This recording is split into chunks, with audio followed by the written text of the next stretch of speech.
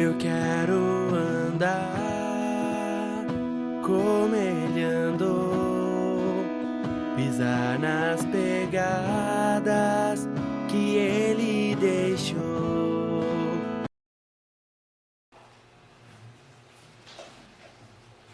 Vamos começar então o estudo de hoje.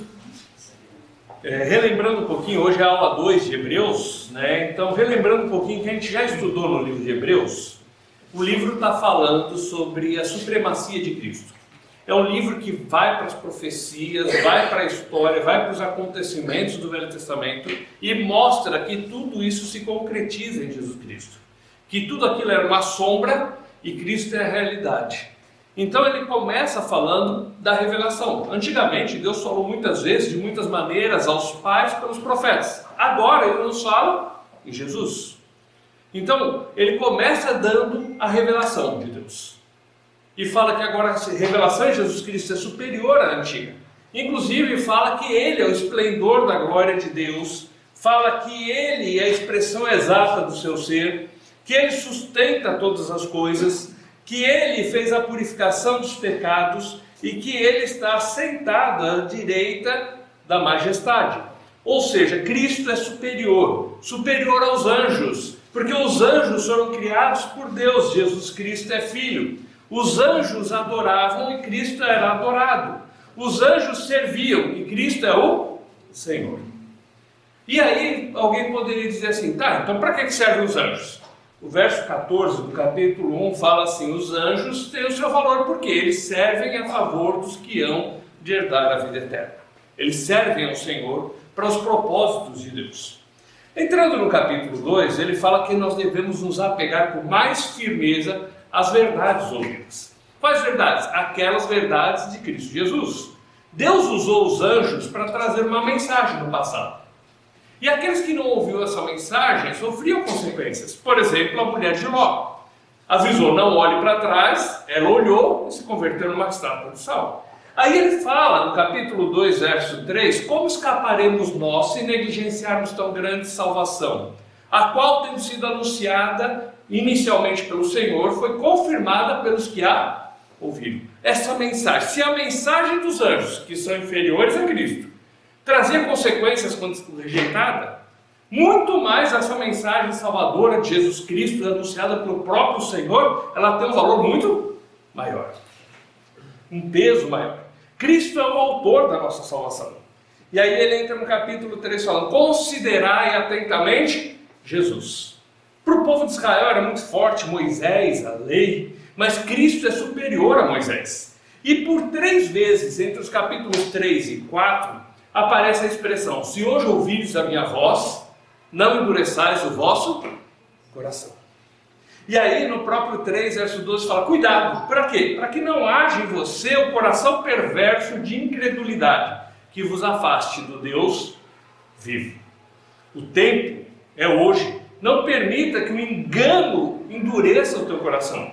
A palavra de Deus é viva e eficaz, é ela que penetra nas nossas vidas, é ela que faz a diferença. E se a gente ouve o que a palavra diz, se a gente ouve o que Cristo diz, não endureçais o vosso coração. Um dia nós vamos prestar contas a Deus. Por isso que temos que corresponder da forma adequada àquilo que o Senhor fala para nós. O finalzinho do capítulo 4, ele faz a comparação do sacerdócio de Cristo. E aí fala que Cristo é o sumo sacerdote, ele entrou na presença de Deus uma vez por todos, e ele nos introduz ali pelo seu sacrifício. Por isso nós podemos chegar com confiança junto ao trono de graça. E lá nós vamos encontrar misericórdia, graça e socorro em ocasião oportuna. O capítulo 5 fala para nós crescermos nos alimentando da palavra. Porque é ali que nós vamos conhecer o que Deus quer de nós, para fazer o que Ele pede. O capítulo 6 fala de prosseguir na maturidade. Nós devemos discernir as coisas que são verdades vivas daquelas que são formas sem vida. Tinha coisas do Velho Testamento que eram formas, que eram sombras, que mostravam, apontavam para o Salvador que viria. E a realidade é quem? Jesus Cristo. O capítulo 6 também fala para a gente de uma comparação daquele que ouve a palavra e a palavra penetra na sua vida e produz fruto, e aquele que ouve e simplesmente não produz nada. E aí a gente lembra da parábola do semeador que Jesus falou. E qual tipo de terra a gente é? A gente vai ouvir, vai atender e vai produzir fruto. Se ouvires a sua voz, não endureçais o seu coração. O verso 10 fala para a gente que Deus é justo. E Ele não vai esquecer do nosso trabalho e do nosso amor.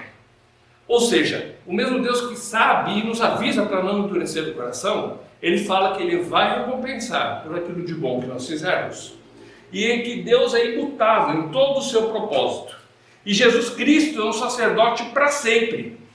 E aí nós vemos no verso 25 que Jesus pode salvar totalmente os que por Ele se chegam a Deus, vivendo sempre para interceder por eles.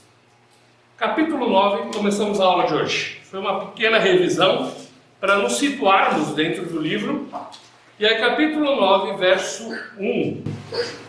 Pulamos o capítulo 8? O 8 é o resumo dentro de tudo isso. Ele está falando do mesmo assunto. Ele faz a comparação do sacerdócio de Cristo com o sacerdócio que era feito por Arão.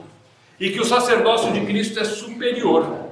Inclusive o assunto continua agora, porque fala que o sacerdote araônico, ele entrava lá no Santo dos Santos, para oferecer, colocar o sangue. E Jesus entrou uma vez só, por todas, e resolveu o problema do pecado de uma vez por todas. Então, do capítulo 7 até o 9, continua o assunto do sacerdócio. E como era uma revisão, só peguei os pontos principais. Por isso que eu não citei o 8, tá bom? Mas bem observado, estava prestando atenção. Versículo 9, capítulo 9, verso 1. Ora, verdadeiramente o primeiro pacto tinha também ordenanças de serviço divino e um santuário terrestre. Então, no primeiro pacto, na lei, havia o quê? Um santuário terrestre, havia o tabernáculo. E a palavra tabernáculo quer dizer habitar. Deus estava no meio do seu povo. É interessante que em João, capítulo 1, verso 14, diz que o verbo, falando de Jesus Cristo, se fez carne e habitou entre nós. E ali a palavra literalmente é tabernaculou entre nós.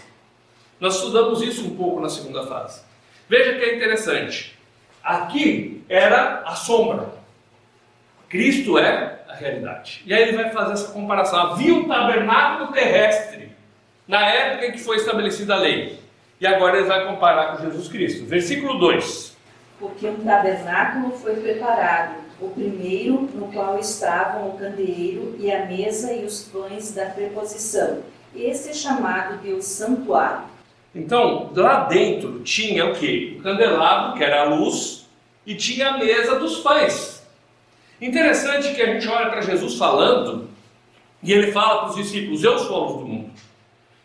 O candelabro era a sombra, Cristo, a realidade. Cristo diz, eu sou o pão da vida. Aquela mesa dos pães trazia ao povo de Israel uma lembrança. Cristo é a realidade, Ele é o pão da vida. Versículo 3. E depois do segundo véu tinha o tabernáculo chamado Santo dos Santos. Então, depois do véu, havia o Santo dos Santos, que era o lugar onde estava a arca, que estava o propiciatório. Versículo 4. Que tinha o incensário de ouro e a arca do pacto, toda coberta de ouro em redor, na qual estava um vaso de ouro que continha o maná e a vara de Arão, que tinha florescido, e as tábuas do pacto. Então, havia lá dentro a arca, e essa arca era aquela caixa revestida de ouro, e dentro dela era colocada uma porção do maná, a vara de Arão e as tábuas da lei. Versículo 5. E sobre a arca os querubins da glória que cobriam o propiciatório. Sobre tais coisas não podemos falar agora particularmente. Veja que ali dentro havia essas coisas e em cima havia a tampa, que era o propiciatório. A palavra propiciatório vem da raiz propício, que quer dizer a favor. Então nós vamos ver o que acontecia aqui. Dentro da arca tinha a lei. A lei mostrava que o ser humano é o quê? Santo? Bonzinho? Ele é pecador. Lembra quando a gente estudou os 10 mandamentos, a gente toma aquele choque, né? Que a gente acha que a gente é bom e a gente viu que a gente é incapaz de guardar a lei. E ela mostrava que o ser humano é pecador e merece o castigo de Deus. Aí a tampa. E naquela tampa o sumo sacerdote vinha e colocava o sangue. E aí quando Deus viu o sangue, Deus ficava a favor do povo. Ficava propício ao povo. Versículo 6.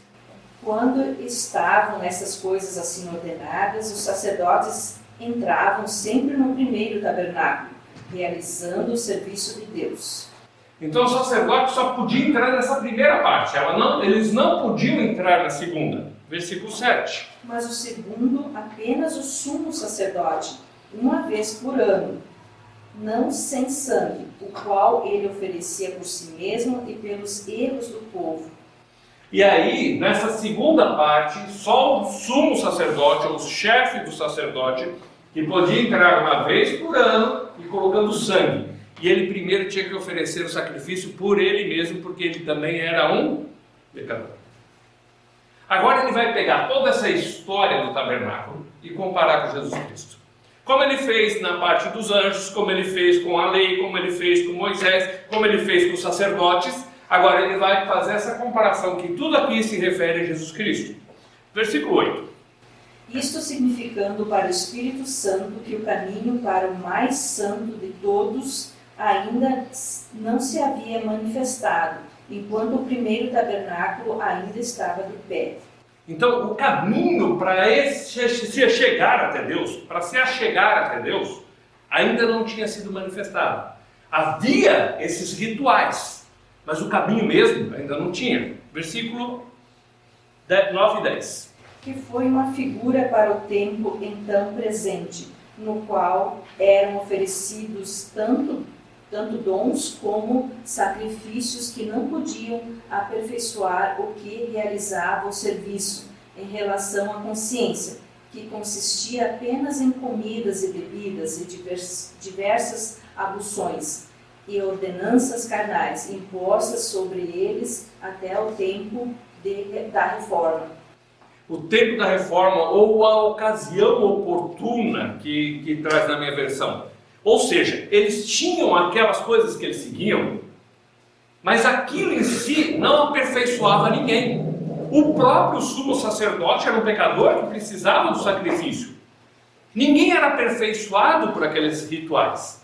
Mas, numa ocasião oportuna, veio o Salvador para resolver isso de uma vez por todas. Versículo 11 e 12. Mas Cristo, ao vir como sumo sacerdote das coisas boas que haviam de vir, por meio de um tabernáculo maior e mais perfeito, não feito por mãos, isto é, não desta construção, nem pelo sangue de bodes e novilhos, mas por seu próprio sangue, entrou uma vez por todas no santo lugar, tendo obtido eterna redenção para nós. Veja que o sumo sacerdote entrava todo ano, tinha que oferecer um sacrifício por ele mesmo, e aquele sacrifício tinha que ser repetido todo ano no Santo dos Santos.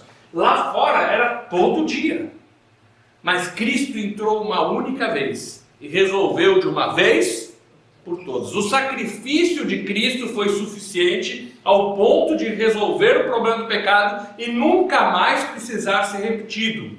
Porque os sacrifícios do Antigo Testamento, eles só mostravam o Salvador que viria. Os sacrifícios do Antigo Testamento não podiam aperfeiçoar o ofertante, nem o sacerdote, nem o sumo sacerdote. Agora Cristo vem, entra uma vez só e coloca o sangue ali e resolve de uma vez por todas, dando a nós uma eterna redenção. A salvação que Ele nos oferece é eterna. Não precisa ser repetido o sacrifício. Não precisa ficar se aceitando isso dia após dia. Porque uma vez por todas Ele pagou. E se nós cremos, nós temos a vida eterna. Lembra que quando Ele está lá na cruz e Ele grita, está consumado, quer dizer que Ele pagou toda a nossa dívida. O termo ali é tetelestai, quer dizer, está tudo pago. O que Deus fez com o véu do templo? Rasgou de alto a baixo, ou seja, o caminho foi aberto. O sacrifício foi feito de uma vez por todas. Deus aceitou, Ele providenciou eterna redenção. Versículos 13 e 14. Porque se o sangue de bodes e de touros e as cinzas de uma novilha aspergidos sobre os impuros santificam, trazendo a purificação da carne, quanto mais o sangue de Cristo, que pelo Espírito Eterno se ofereceu a si mesmo, imaculado a Deus, purificará das obras mortas a vossa consciência, para servirdes ao Deus vivo. Então, olha só, se o sangue de animais era usado no Velho Testamento, quanto mais o sangue de Jesus Cristo, o inocente que morreu por nós, que pagou de uma vez por todas. Agora nós podemos servir a um Deus vivo. O resultado dessa salvação que Ele nos dá é o acesso até Deus. Nós podemos chegar diante de Deus. Ele pagou os nossos pecados, pagou a nossa dívida. Nós temos agora comunhão com Deus e nós podemos servir a um Deus vivo. Versículo 18. Pelo que nem o primeiro testamento foi dedicado sem sangue. Veja que ele está citando, se a gente pegar do 15 até o 18, está falando que precisava de um mediador de uma nova aliança. O primeiro precisava ser sancionado com sangue, certo? Lá na lei, lá no tabernáculo, no sacrifício que era oferecido. Agora, nosso mediador é Jesus Cristo. Agora é muito mais, porque a gente tem que entender o que diz os versos 21 e 22. Além disso, ele aspergiu com sangue tanto o tabernáculo como todos os vasos do ministério. E quase todas as coisas, segundo a lei, se purificam com sangue, e sem derramamento de sangue não há remissão. Veja que ele fala o seguinte: no Velho Testamento, Moisés passou a lei para o povo, os sacrifícios eram feitos e sem derramamento de sangue não há remissão dos pecados. Se era necessário o sacrifício de bodes, de ovelhas no Velho Testamento, hoje muito mais o sacrifício de Cristo resolve isso de uma vez por todas. E não precisa ser repetido esses sacrifícios, porque Ele providenciou a remissão dos pecados. Ele pagou a nossa dívida. Versículos 24 e 25. Porque Cristo não entrou em um santuário feito por mãos, que são figuras do verdadeiro, mas no próprio céu, para agora aparecer na presença de Deus por nós. Nem também para se oferecer com frequência, como o sumo sacerdote entrava no santo lugar de ano em ano com sangue alheio. Veja que o sacerdote entrava ali uma vez por ano com sangue alheio. Cristo, Ele se compadece de nós. Ele entrou na presença de Deus, não mais num tabernáculo feito pelas mãos dos homens, que com o tempo foi se deteriorando, com um sacrifício que todo ano tinha que ser repetido. Cristo entra de uma vez por todas, está na presença de Deus e se compadece de nós. Versículo 26. Pois então necessário seria ele ter sofrido com frequência desde a fundação do mundo, mas agora, no fim do mundo, uma vez, se manifestou para aniquilar o pecado pelo sacrifício de si mesmo. Veja que ele aniquilou o pecado de uma vez por todas, como? Pelo seu próprio sacrifício. Ou seja, o pecado, o problema do pecado só é resolvido quando Cristo vai lá na cruz, morre no nosso lugar, derrama o seu sangue e paga a nossa dívida. Se eu estou tentando pagar com as minhas obras, com a minha religiosidade, com os rituais que eu sigo, eu ainda continuo perdido, porque o único meio de aniquilar o pecado, o único meio de chegar até Deus, o único meio de chegar na presença de Deus é através de Jesus Cristo, que de uma vez por todas morreu na cruz, derramou seu sangue, pagou o preço dos nossos pecados e nos dá a vida eterna. Versículo 27. E como aos homens está ordenado morrer uma só vez, vindo depois o julgamento. Aos homens está ordenado morrer quantas vezes? 1, 10, 20? Uma única vez. Vindo depois disso o quê? O juízo. Ou seja, depois que morre não tem mais chance. O momento de nós colocarmos a nossa fé em Cristo é hoje. É agora, porque amanhã a gente não sabe. Depois da morte não tem uma segunda chance. Não vai voltar de novo, não vai ter um processo de purificação, porque a única purificação que existe é Cristo na cruz, morreu e pagou os nossos pecados. Então, o único meio pelo qual pode ser salvo é através de Jesus Cristo. E a gente tem que se lembrar que essa escolha tem que ser feita em vida, porque o homem está destinado a morrer uma vez e depois disso vem o juízo. Depois disso, a gente chega na presença de Deus e vai dar contas a Ele de onde nós colocamos a nossa fé. Verso 28. Assim também Cristo ofereceu-se uma só vez para levar os pecados de muitos, e para aqueles que o buscam, ele aparecerá pela segunda vez, sem pecado, para a salvação. Veja que ele se ofereceu quantas vezes? Uma única vez. Porque foi suficiente. Pagou tudo, não ficou uma ponta para ser paga ainda. E aí ele está dizendo, ele vai voltar para aqueles que o aguardam.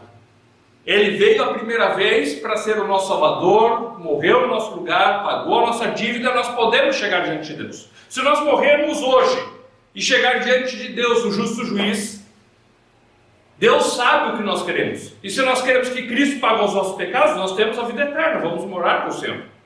Mas também Ele prometeu que um dia Ele vai voltar. E Ele vai estabelecer o seu reino. E aqueles que o aguardam vão estar junto com Ele. Lembra quando a gente estudou em 1 Tessalonicenses 4? Aqueles que morreram e estão com Cristo descem, têm o seu corpo ressuscitado, e os outros são transformados e se encontram com o Senhor nos ares. Ou seja, a nossa fé é aguardar o Senhor. Ou vamos nos encontrar com Ele no céu, no momento da nossa morte, ou quando Ele resolver voltar. Mas a nossa fé tem que estar nele. Capítulo 10, verso 1.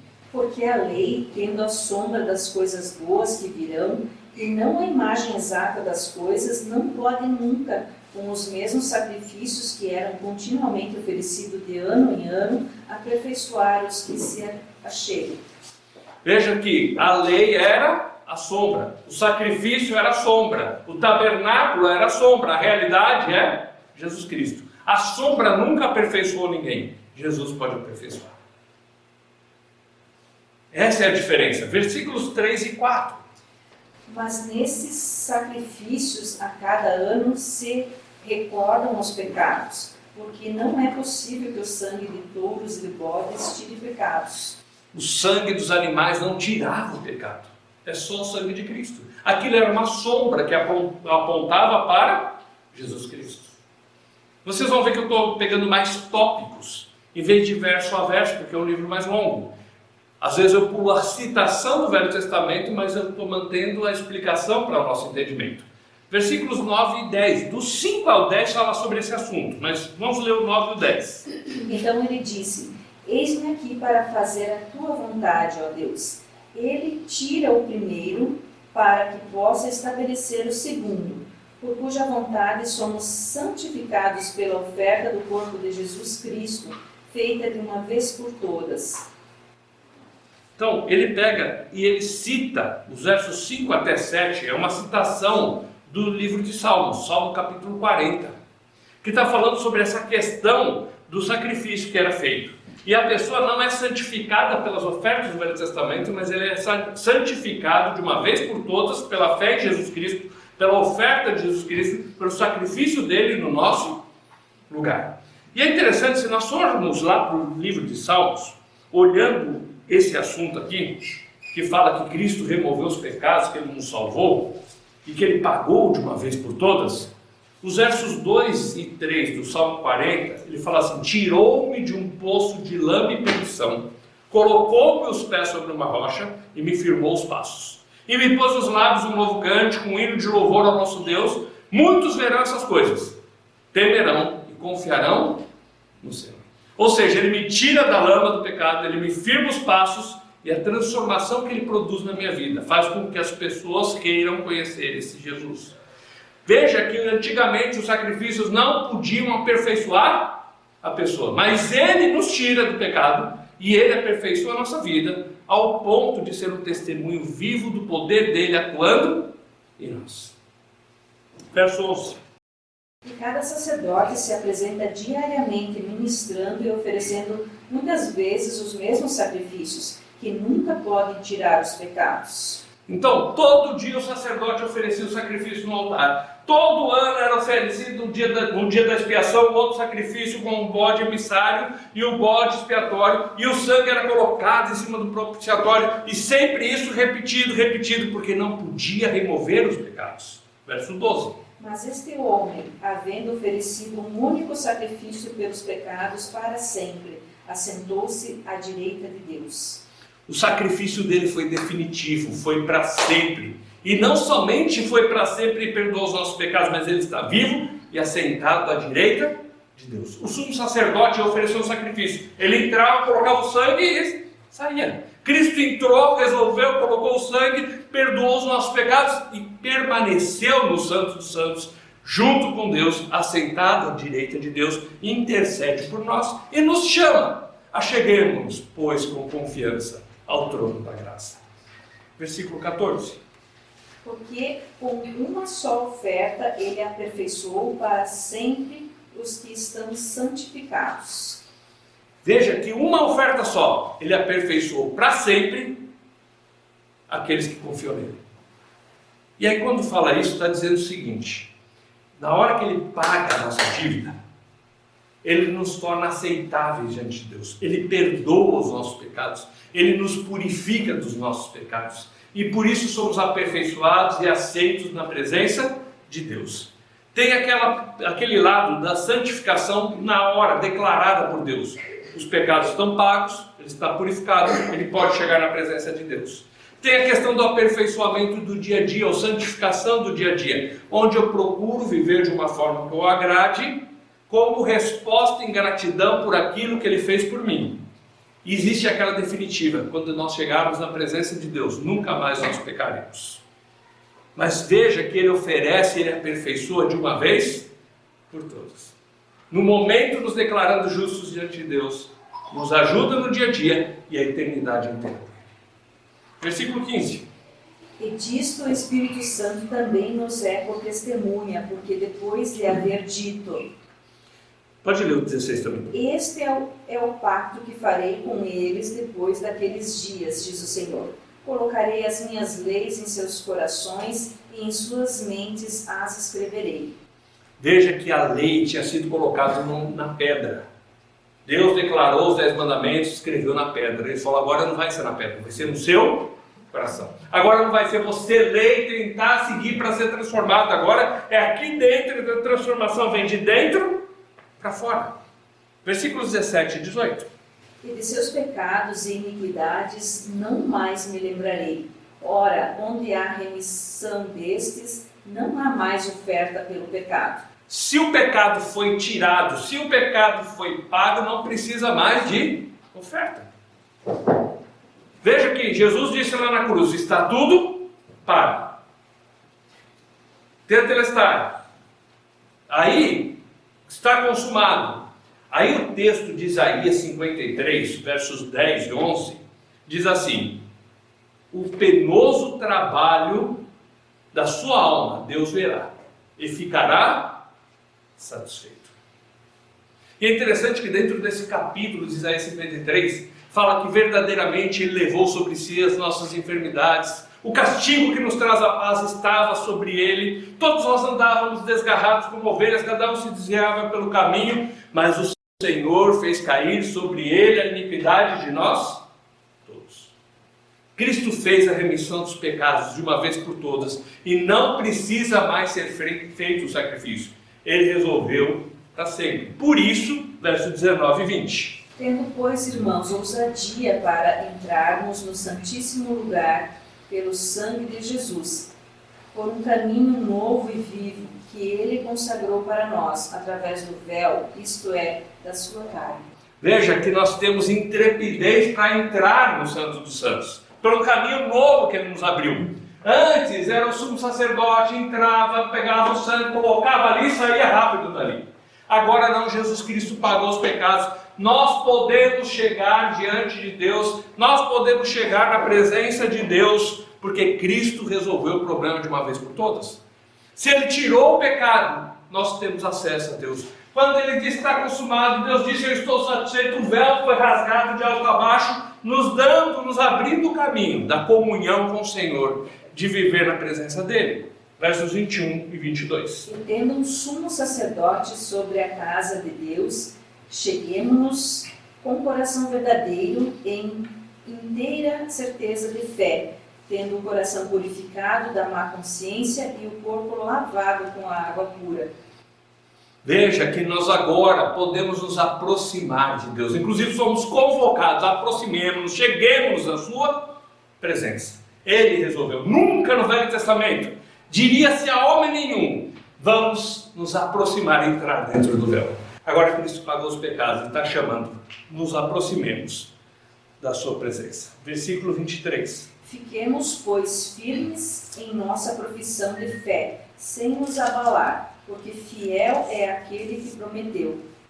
Veja que ele fez isso, e nós podemos ficar firmes nisso, confiar nessa verdade e dizer: eu creio, isso foi por mim, porque quem fez a promessa é fiel. Deus é fiel, o que ele promete, ele cumpre. Verso 24. E consideremos-nos uns aos outros para nos estimularmos ao amor e às boas obras. Veja que, à vista disso, nós somos chamados a um estimular o outro, a animar o outro, ao quê? Ao amor e às boas obras. Essa é a vantagem da comunhão, porque um anima o outro a agir corretamente, um anima o outro a agir estendendo a mão em amor, um ajuda o outro a fazer o que é certo. E aí, baseado nisso, ele ainda diz, versículo 25: não abandonando a nossa assembleia, como é costume de alguns, antes exortando-nos uns aos outros, e tanto mais à medida que vedes que aquele dia se aproxima. Não deixemos de congregar, porque juntos um anima o outro, um estimula o outro ao amor, um estimula o outro às boas obras. Às vezes nós achamos que somos suficientes e achamos que não precisamos estar juntos com os outros nos congregando. Mas uma brasa fora do fogo, o que acontece com ela? Esfria. Agora, quando ajunta, ela acende. O fato de nós estarmos juntos ouvindo a palavra, juntos nos reunindo, pode ser um almoço e estar conversando sobre Deus. Um estimula o outro, uma brasa acende a outra. Versículo 26. Porque se pecamos voluntariamente, depois de termos recebido o conhecimento da verdade, já não resta mais sacrifícios pelos pecados. Veja que o sacrifício foi feito uma vez por todas, não vai ser refeito. E ele está falando: então vamos fazer o seguinte, vamos nos achegar a Deus, vamos chegar na presença dele, vamos nos estimular, vamos nos congregar para um animar ao outro, e vamos tomar por responsabilidade: eu não vou me entregar voluntariamente ao pecado. Isso não está dizendo que a gente vai ser perfeito do dia para a noite. Não está dizendo que um dia você não vai perder a paciência, ou às vezes você não vai ter que pedir perdão para a esposa ou a esposa para o marido. Isso está dizendo o seguinte: eu não vou estar entregue à prática do pecado. Eu não vou me largar nas cordas para fazer tudo que é errado. Eu tenho uma responsabilidade. Jesus morreu por mim. Eu não vou ser uma pessoa displicente, que vou fazer as coisas do jeito que eu quero por aí, esquecendo de tudo que ele fez por mim. Então eu tenho uma responsabilidade de procurar viver corretamente por tudo que ele me oferece. Eu não preciso mais todo dia oferecer um sacrifício no altar. Eu não preciso cada hora levar um cordeirinho para o sacerdote sacrificar. Mas isso não quer dizer que eu posso me largar e fazer o que eu quero. Pelo contrário, eu tenho uma responsabilidade de amor ao Senhor, de consideração, de dar valor por aquilo que fez por mim. Então eu não vou me entregar ao pecado. Os versos 27 até o 31, ele vai falando sobre essas coisas, vai usando textos do Antigo Testamento, e ele vai falando da nossa responsabilidade diante de tudo isso. Porque nós não podemos pegar e achar que eu posso fazer o que eu quero por aí. Versículos 33 e 34. Em parte, sendo feitos alvos tanto de desonra como de aflições, e também por vos tornardes companheiros dos que assim foram tratados, pois vos compadecesses de mim em minhas prisões, mas também com alegria aceitastes a expoliação dos vossos bens, sabendo que vós tendes no céu uma possessão melhor e duradoura. Veja que ele está falando assim: eu sei que alguns de vocês sofreram perseguição. Vocês ouviram a verdade. Verso 32 fala: foram iluminados, quer dizer, essa luz veio e você entendeu a verdade. E alguns estavam sofrendo por causa disso. E muitos dos judeus, eles perderam tudo que eles tinham. No momento que eles creram em Cristo, as autoridades judaicas faziam de tudo para atormentar a vida daquela pessoa. Alguns eram lançados na prisão. Lembra que Paulo, ele não saía de casa em casa para pegar as pessoas e levar presa? Até que o Senhor apareceu para ele, e aí ele viu que Cristo estava vivo e ele mudou sua vida. Muitos perderam tudo, tiraram todos os seus bens. E eles estavam felizes porque o patrimônio que Deus tem para eles no céu é muito superior e duradouro. As coisas desse mundo são instáveis, as riquezas são instáveis. Lembra que a gente estudou em 1 Timóteo 6? Não coloque a sua esperança na estabilidade das riquezas. Do dia para a noite nós perdemos. É um plano do governo que vem e arrebenta com tudo. É uma mudança que se tem na economia mundial e você perde tudo. As riquezas são instáveis. Agora, o que Deus tem prometido para nós, lá na eternidade, é superior a tudo que possa você pensar nesse mundo. E é duradouro, ninguém pode tirar de você. Então essas pessoas aceitavam a situação que estavam vivendo e tinham alegria, porque sabia, isso aqui é passageiro, mas o que eu tenho lá é para sempre. Versículo 35. Não lanceis fora a vossa confiança, a qual tem uma grande recompensa. Lembre que você tem uma grande recompensa, que você tem um galardão, que Deus vai te recompensar por tudo, e o que você passa nesse mundo é passageiro. Versículos 36 e 37. Porque necessitais de paciência para que depois de haver desfeito a vontade de Deus, alcanceis a promessa. Porque por mais um pouco de tempo, aquele que há de vir virá, e não tardará. Vamos perseverar, porque o nosso Senhor está voltando. Vamos perseverar, porque um dia nos encontraremos com Ele. Lá em Apocalipse, capítulo 22, ele diz assim: cedo venho e trago comigo o meu galardão. Ou seja, ele vai nos recompensar. Veja que ele foi falando do que Cristo fez por nós. A superioridade dele sobre os anjos, a superioridade de Cristo sobre a lei, sobre Moisés, sobre o sacrifício, sobre o sacerdote, sobre o tabernáculo. E aí ele está falando à luz de tudo isso. Ele foi 10 capítulos falando sobre isso. Gente, vamos nos estimular, vamos nos achegar a Deus, vamos nos reunir, vamos ouvir essa palavra, vamos permanecer firmes, vamos viver contentes mesmo que o mundo nos persiga, porque o que Deus tem para nós é muito maior e superior. Ele está vindo e Ele vai nos recompensar. Versículos 38 e 39. Ora, o justo viverá pela fé, mas se algum homem recuar, a minha alma não terá prazer nele.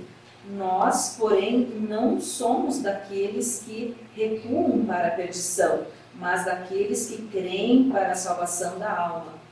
Veja que ele cita dois aspectos aqui. No 38 ele fala assim: não retrocedamos, não voltemos atrás.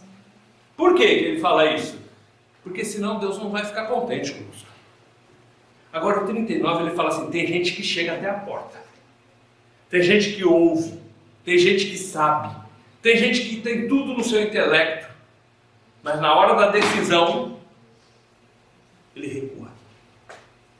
E ele não coloca a sua fé em Jesus Cristo.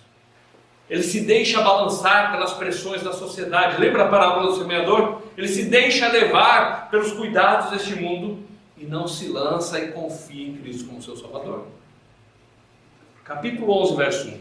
Ora, a fé é a substância das coisas pelas quais esperamos, a evidência das coisas não vistas.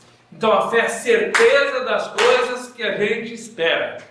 Eu não vi o céu, eu não vi como é lá, eu não vi o rosto de Deus, mas eu tenho certeza, porque Ele promete, e aquele que promete é fiel.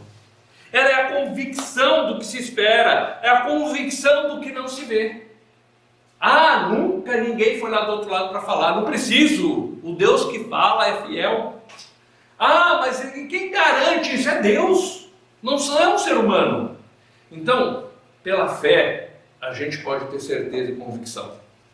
Não é pelo que a gente vê, é pela fé. Versículo 2. Porque por ela os antigos obtiveram um bom testemunho. Os antigos, lá no Velho Testamento, Abraão e tantos outros tiveram um bom testemunho, por quê? Confiaram no Senhor. E aí ele vai começar a dar lista dessas pessoas que confiaram em Deus e o resultado disso nas suas vidas. E o capítulo 11 vai falando isso para a gente. Versículo 3.